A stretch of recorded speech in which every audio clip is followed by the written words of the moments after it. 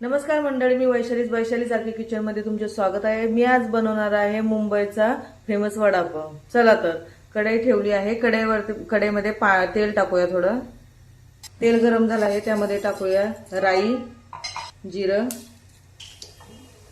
कढीपत्ता असा तोडून टाकूया, आलं लसूण पेस्ट, मिरची पेस्ट। आता यामध्ये टाकूया हळद। मस्त ही फोडणी तयार झाली आहे। त्यामध्ये बटाटा असा क्रश करून टाकूया।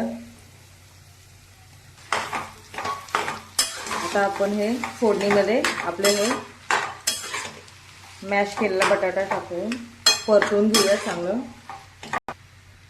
चवीनुसार मीठ टाकूया, कोथिंबीर चांगलं परतून घेऊया भाजी। आता आपली भाजी तयार झाली आहे। आता आपण ती थंड करायला ठेवूया। तोपर्यंत आपण वड्यासाठी बेसनचं बॅटर बनवून घेऊ। वड्यासाठी आपल्याला बॅटर बनवायचं आहे। त्यासाठी आम्ही हे 2 वाटी चण्याचं पीठ घेतलं आहे। त्यासाठी 1-1.5 चम्मच आपण तांदळाचं पीठ घेतलं आहे। त्यामध्ये आपण थोडा सोडा घालूया, हळद घालूया, चवीनुसार मीठ टाकूया आणि याचं स्मूथ असं बॅटर बनवून घेऊया। 2-3 मिनिटं आपल्याला असं हे बेसनचं बॅटर फेटून घ्यायचं की त्यामध्ये गुठळी नाही राहिली पाहिजे। तेल गरम होत आहे, तोपर्यंत आपण बटाट्याच्या भाजीचे हे गोळे बनवून घेऊया। तुम्हाला जसा आकार आवडेल असं करा, गोल करा, असे चपटे किंवा बॉल्स करा। आता आपण तेलामध्ये बटाटे वडे सोडूया। तेल हे चांगलं गरम करायचं।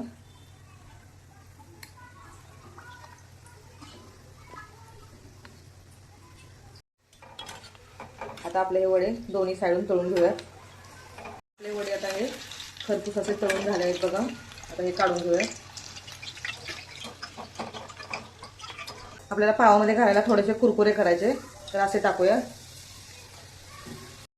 चला आता आपण पावामध्ये वडा घालूया। त्यासाठी चिंचेची गोड तिखट चटणी, पुदिन्याची चटणी,